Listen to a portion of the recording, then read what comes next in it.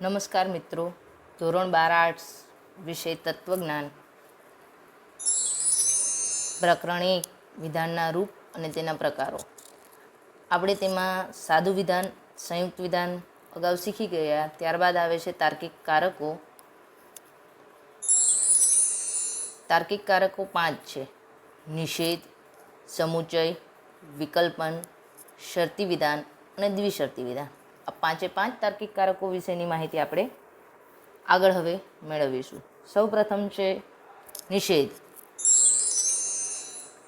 નિષેધનું લક્ષણ અને તેનું વિશ્લેષણ.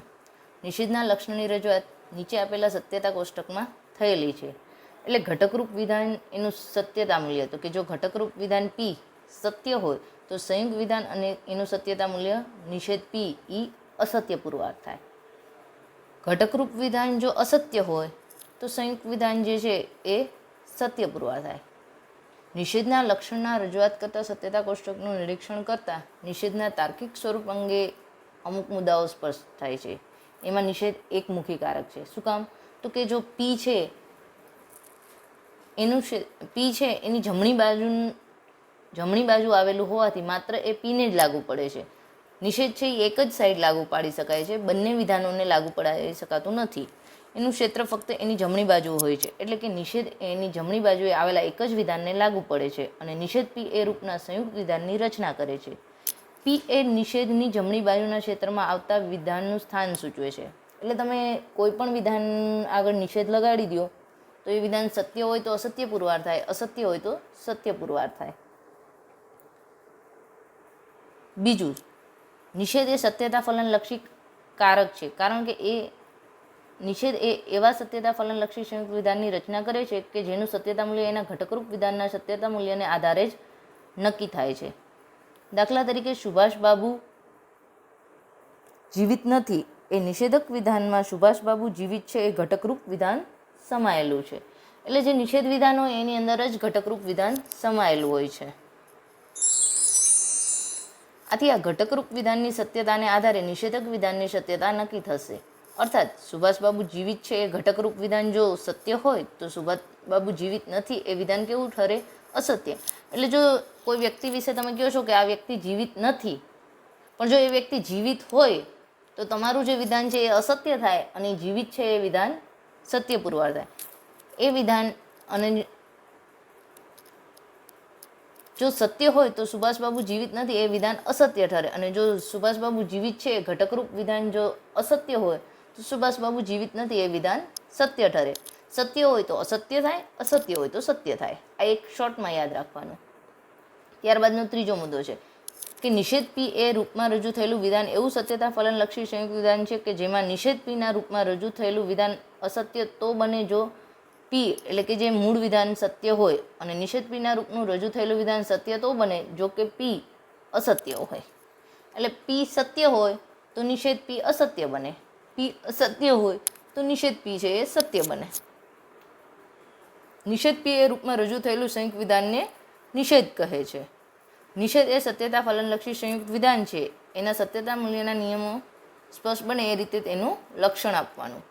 નિષેધનું લક્ષણ: જે સંયુક્ત વિધાન નિષેધ P એ રૂપમાં રજૂ થયેલું હોય અને જો P સત્ય હોય તો અસત્ય હોય તો સત્ય હોય, અને તો અસત્ય હોય જો અસત્ય હોય અને જો P વિધાન અસત્ય હોય તો સત્ય હોય, એવા સંયુક્ત વિધાનને નિષેધવાચક વિધાન કે નિષેધ કહે છે. ત્યારબાદ આવે છે સમુચય, જેની નિશાની પણ ઉપર આપેલી છે. હવે સમુચયમાં હંમેશા બે વિધાનો હોય, P અને Q. હવે એની શરત જોવાની. ઘટકરૂપ વિધાન આવશે P અને Q અને સંયુક્ત વિધાન આવશે P સમુચય Q. જો વિધાન P સત્ય Q સત્ય તો P સમુચય Q સત્ય પુરવાર ઠરશે. વિધાન P સત્ય Q અસત્ય તો P સમુચય Q અસત્ય થશે.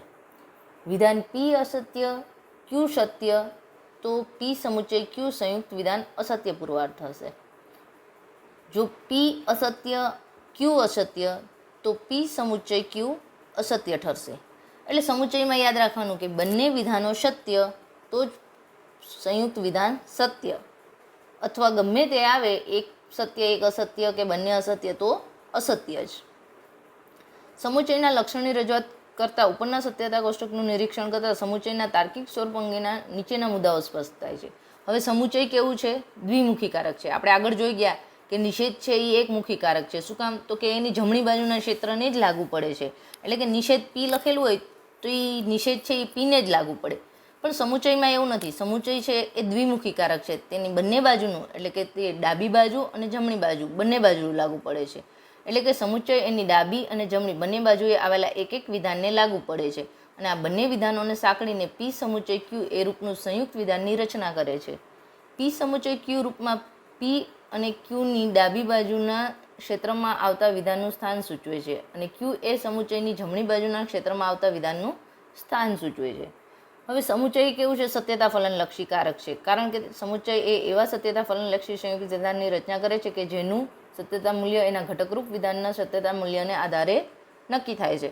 આપણા 5 તાર્કિક કારકો છે એ સત્યતા ફલનલક્ષી કારકો છે કારણ કે એના દરેક ઘટકરૂપ વિધાન પર તેનું સત્યતા મૂલ્ય આધાર રાખે છે. ત્રીજો મુદ્દો, પી સમુચય ક્યુ એ રૂપનું વિધાન એવું સત્યતા ફલનલક્ષી સંયુક્ત વિધાન છે કે જો પી અને ક્યુ બંને સત્ય હોય તો અને તો જ સત્ય હોય છે, નહીં તો અસત્ય હોય છે. આમ પી સમુચય ક્યુ એ રૂપમાં રજૂ થયેલા સંયુક્ત વિધાનને સમુચય કહે છે. સમુચયમાં સમાવેશ પામતા બે વિધાનોમાં પ્રત્યેકને સમુચિત કહે છે. સમુચય એ સત્યતા ફલનલક્ષી સંયુક્ત વિધાન છે. એના સત્યતા મૂલ્યના નિયમો સ્પષ્ટ બને એ રીતે એનું લક્ષણ આપીએ. સમુચયનું લક્ષણ. જો 5 માર્ક્સ માટે આ પ્રશ્ન પૂછાશે તો આ 5 માર્ક્સ પૂરેપૂરા લેવા હોય તો એનું જે સત્યતા મૂલ્યનો કોષ્ટક છે એ દોરવો જરૂરી છે. એના ઉપરથી જે 3 કે 4 આપણે જે તારવેલા હોય મુદ્દાઓ એ લખવાના અને એનું લક્ષણ લખશો તો જ તમને પૂરેપૂરા 5 માર્ક્સ પ્રાપ્ત થશે. એટલે એનું લક્ષણ તો અવશ્ય લખવાનું. તો સમુચયનું લક્ષણ શું છે? જે સંયુક્ત વિધાન પી સમુચય ક્યુ રૂપમાં રજૂ થયેલું હોય અને જો પી અને ક્યુ બંને સત્ય હોય તો અને તો જ સત્ય હોય, નહીં તો અસત્ય હોય એવા સંયુક્ત વિધાનને સમુચય વિધાન કે સમુચય કહે છે. ત્યારબાદ આવે છે વિકલ્પન. વિકલ્પનમાં પણ ઘટકરૂપ વિધાનો 2 આવશે, પી ક્યુ, અને સંયુક્ત વિધાન આવશે પી વિકલ્પન ક્યુ. હવે પી સત્ય ક્યુ સત્ય તો પી વિકલ્પન ક્યુ સત્ય. પી સત્ય ક્યુ અસત્ય તો પી વિકલ્પન ક્યુ સત્ય. જો પી અસત્ય ક્યુ સત્ય તો પણ પી વિકલ્પન ક્યુ સત્ય. પી અસત્ય ક્યુ અસત્ય તો પી વિકલ્પન ક્યુ પણ અસત્ય. એટલે આનું શોર્ટમાં યાદ રાખવા માટે જેમ સમુચયમાં બંને વિધાનો સત્ય તો જ સત્ય અથવા દરેક વખતે અસત્ય, એવી જ રીતના વિકલ્પનમાં જો પી અને ક્યુ બંને અસત્ય તો જ પી વિકલ્પન ક્યુ અસત્ય અથવા દરેક વખતે સત્ય જ. વિના લક્ષણની રજૂઆત કરતાં ઉપરના સત્યતા કોષ્ટકનું નિરીક્ષણ કરતાં વિના તાર્કિક સ્વરૂપ અંગેના નીચેના મુદ્દાઓ સ્પષ્ટ થાય છે. વી કેવું છે? દ્વિમુખી કારક છે. હવે પછીના 4 તાર્કિક કારકો જે છે એ દ્વિમુખી જ છે. ખાલી નિષેધ જ છે એ એકમુખી કારક છે. વીનું ક્ષેત્ર એની ડાબી બાજુ અને જમણી બાજુએ હોય છે. એટલે કે વી એની ડાબી અને જમણી બંને બાજુએ આવેલા એક એક વિધાનને લાગુ પડે છે અને આ બંને વિધાનોને સાંકળીને પી વિકલ્પન ક્યુ એ રૂપના સંયુક્ત વિધાનની રચના કરી શકાય છે. જો તમે શોર્ટમાં યાદ રાખવા માંગશો ને તો જે આ 3 મુદ્દાઓ છે એમાં ખાલી જે સત્ય અસત્ય બાબત છે એને જ અલગ તારવવાની છે. બાકી જે જમણી બાજુએ લાગુ પડે છે, ડાબી બાજુએ લાગુ પડે છે, એનું ક્ષેત્ર, એ મુદ્દો તો ત્રણેયમાં સરખો જ આવશે. ખાલી ત્યાં જે છે એ સમુચયને હતો, અહીં વિકલ્પનને છે. બીજું, વિકલ્પન સત્યતા ફલનલક્ષી કારક છે કારણ કે વિકલ્પન એ એવા સત્યતા ફલનલક્ષી સંયુક્ત વિધાનની રચના કરે છે કે જેનું સત્યતા મૂલ્ય એના ઘટકરૂપ વિધાનના સત્યતા મૂલ્યને આધારે જ નક્કી થાય છે. ત્રીજું, પી વિકલ્પન ક્યુ એ રૂપનું વિધાન એવું સત્યતા ફલનલક્ષી સંયુક્ત વિધાન છે કે જે પી અને ક્યુ એ બંને અસત્ય હોય તો અને તો જ અસત્ય હોય છે, નહીં તો સત્ય હોય છે. હવે પી વિકલ્પન ક્યુ એ રૂપમાં રજૂ થયેલા સંયુક્ત વિધાનને વિકલ્પન કહે છે. વિકલ્પનમાં સમાવેશ પામતા 2 વિધાનોમાં પ્રત્યેકને વિકલ્પ કહે છે. વિકલ્પન એ સત્યતા ફલનલક્ષી સંયુક્ત વિધાન છે.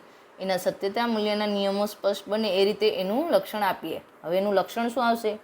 જે સંયુક્ત વિધાન પી વિકલ્પન ક્યુ એ રૂપમાં રજૂ થયેલું હોય અને જો પી અને ક્યુ બંને અસત્ય હોય તો અને તો જ અસત્ય હોય અને નહીં તો સત્ય હોય એવા સંયુક્ત વિધાનને વૈકલ્પિક વિધાન કે વિકલ્પન કહે છે. શરતી વિધાન.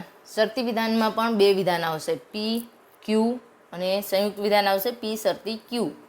હવે શરતી વિધાનની પહેલી શરત, જો પી સત્ય ક્યુ સત્ય તો પી શરતી ક્યુ સત્ય. જો પી સત્ય ક્યુ અસત્ય તો પી શરતી ક્યુ અસત્ય. જો ઘટકરૂપ વિધાન પી અસત્ય ક્યુ સત્ય તો સંયુક્ત વિધાન પી શરતી ક્યુ સત્ય. જો પી અસત્ય ક્યુ અસત્ય તો પી શરતી ક્યુ વિધાન સત્ય. હવે આના ઉપરથી આપણે એના આગળના મુદ્દાઓ જોઈએ.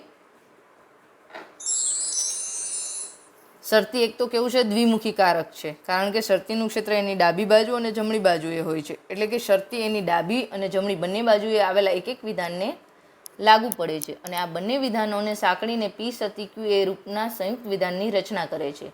પી શરતી ક્યુ રૂપમાં પી એ શરતીની ડાબી બાજુના ક્ષેત્રમાં આવતા વિધાનનું સ્થાન સૂચવે છે, અને ક્યુ એ શરતીની જમણી બાજુના ક્ષેત્રમાં આવતા વિધાનનું સ્થાન સૂચવે છે. હવે બીજું કે શરતી વિધાન એ સત્યતા ફલનલક્ષી કારક છે, કારણ કે શરતી એ એવા સત્યતાલક્ષી સંયુક્ત વિધાનની રચના કરે છે કે જેનું સત્યતા મૂલ્ય એના ઘટકરૂપ વિધાનના સત્યતા મૂલ્યને આધારે જ નક્કી થાય છે. ત્રીજું, પી શરતી ક્યુ રૂપનું વિધાન એવું સત્યતા ફલનલક્ષી સંયુક્ત વિધાન છે કે જો પી સત્ય હોય અને ક્યુ અસત્ય હોય તો જ અસત્ય હોય છે, નહીં તો સત્ય હોય છે. હવે પી શરતી ક્યુ એ રૂપમાં રજૂ થયેલા સંયુક્ત વિધાનને શરતી વિધાન કહે છે. શરતી વિધાનની પહેલાં આવતા વિધાનને પૂર્વાંગ અને પછી આવતા વિધાનને ઉત્તરાંગ કહે છે. શરતી વિધાન એ સત્યતા ફલનલક્ષી સંયુક્ત વિધાન છે. એના સત્યતા મૂલ્યના નિયમો સ્પષ્ટ બને એ રીતે એનું લક્ષણ આપીએ. હવે એનું લક્ષણ શું આવશે શરતી વિધાનનું? તો કે જે સંયુક્ત વિધાન પી શરતી ક્યુ રૂપમાં રજૂ થયેલું હોય અને જો પી સત્ય હોય અને ક્યુ અસત્ય હોય તો જ અસત્ય હોય, નહીં તો સત્ય હોય એવું સંયુક્ત વિધાનને શરતી વિધાન કહે છે. આના માટે આપણે એક બીજી પણ વ્યાખ્યા વાપરી શકીએ. શરતી વિધાન કેને કહેવાય? તો કે જેનું પૂર્વાંગ સત્ય અને ઉત્તરાંગ અસત્ય હોય તેવું સંયુક્ત વિધાન અસત્ય પુરવાર થાય. દ્વિશરતી વિધાન. દ્વિશરતી વિધાનની અંદર પણ બે વિધાનો આવશે. ઘટકરૂપ વિધાન આવશે પી અને ક્યુ, અને સંયુક્ત વિધાન આવશે પી દ્વિશરતી ક્યુ. હવે ઘટકરૂપ પી વિધાન સત્ય ક્યુ વિધાન સત્ય તો પી દ્વિશરતી ક્યુ વિધાન સત્ય.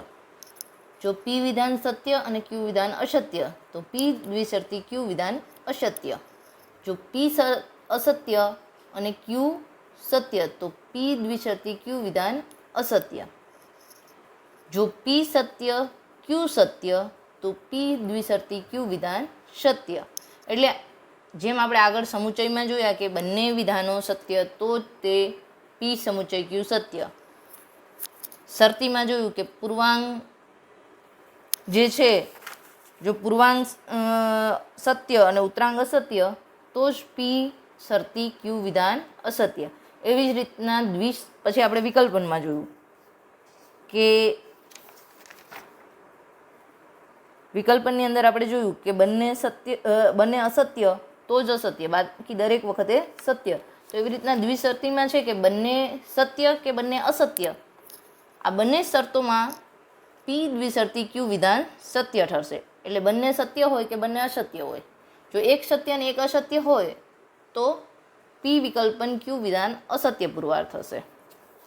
હવે આપણે એના પરથી જે એના 3 મુદ્દાઓ તારવી શકીએ છીએ એ જોઈએ.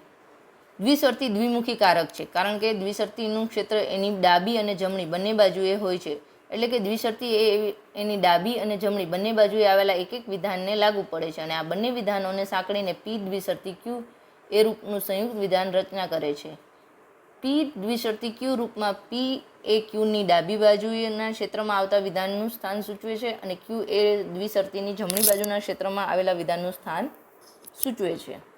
બીજો મુદ્દો કે દ્વિશરતી એ સત્યતા ફલનલક્ષી કારક છે, કારણ કે દ્વિશરતી એ એવા સત્યતા ફલનલક્ષી સંયુક્ત વિધાનની રચના કરે છે કે જેનું સત્યતા મૂલ્ય એના ઘટકરૂપ વિધાનના સત્યતા મૂલ્યને આધારે જ નક્કી થાય છે. આ બીજો મુદ્દો છે એ બધામાં એક સમાન જ આવશે. ત્રીજું, પી દ્વિશરતી ક્યુ રૂપનું વિધાન એવું સત્યતા ફલનલક્ષી સંયુક્ત વિધાન છે કે જો પી અને ક્યુ એ બંને સત્ય હોય અથવા બંને અસત્ય હોય તો અને તો જ પી દ્વિશર્તી ક્યુ વિધાન સત્ય હોય છે, નહીં તો અસત્ય હોય છે. પી દ્વિશર્તી ક્યુ રૂપમાં રજૂ થયેલા સંયુક્ત વિધાનને દ્વિશર્તી વિધાન કહે છે. દ્વિશર્તી વિધાન એ સત્યતા ફલનલક્ષી સંયુક્ત વિધાન છે. એના સત્યતા મૂલ્યના નિયમો સ્પષ્ટ અને એ રીતે દ્વિશર્તી વિધાનનું લક્ષણ આપીએ. દ્વિશર્તી વિધાનનું લક્ષણ, જે સંયુક્ત વિધાન પી દ્વિશર્તી ક્યુ એ રૂપમાં રજૂ થયેલું હોય અને જો પી અને ક્યુ બંને સત્ય અથવા બંને અસત્ય હોય તો અને તો જ સત્ય હોય અને નહીં તો અસત્ય હોય એવા સંયુક્ત વિધાનને દ્વિશર્તી વિધાન કહે છે. હવે મનોયતન 1.2 છે એ તમારે તત્વજ્ઞાનની બુકમાં લખી લેવું.